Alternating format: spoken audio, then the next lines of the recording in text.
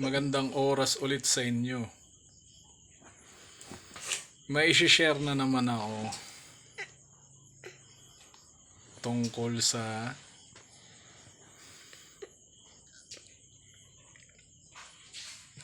halaman na nasa likod ko.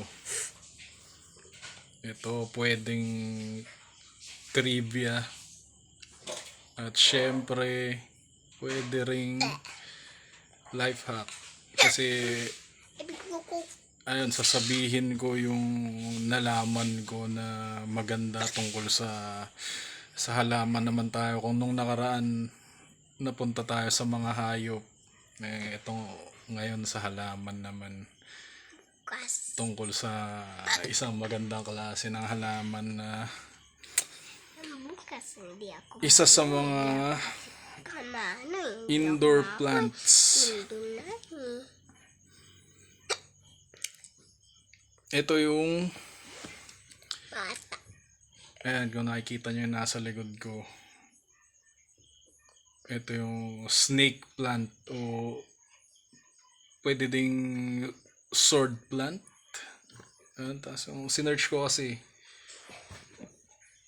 mother-in-law stang, yung iba, yun pa yung isang tawag sa kanya.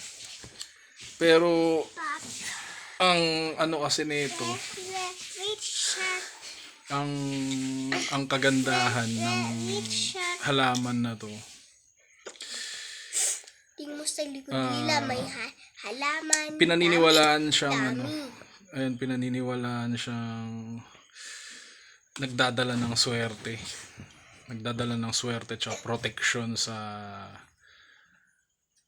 household, ganun, sa sambahayan, ganun. Pero ang ano niya, ang isa pang may health benefits din kasi tong ano eh.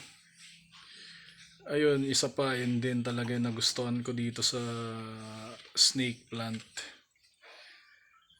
Nalilinis niya yung hangin, ina-absorb niya yung toxin sa hangin, ganun yung, basta yun, nililinis niya yung hangin. Tapos nakaka-improve, base sa search ko, ayun, na-improve niya din yung tulog. Pag may ganyan sa kwarto, na-improve niya yung naka-improve siya ng tulog. Tapos mainan tayo. ayun, nakakaalis din siya ng stress. Basta maganda siya sa pagdating sa health. Maganda rin siya. Magandang klase talaga na gusto ko to, kaya nga gusto ko makalatan tong bahay. Sa kwarto meron na rin sa amin dito. Yung ibang kwarto yun gusto ko rin na malagyan. Tapos dun mismo sa CR, sa kusina meron na din eh. Pero yan, ito masishare kong isang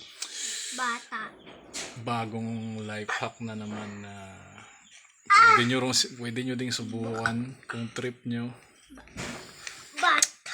Ito, sinusubukan na namin matagal-tagal na at naniniwala ako sa epekto nito, lalo na dun sa pagdating sa health.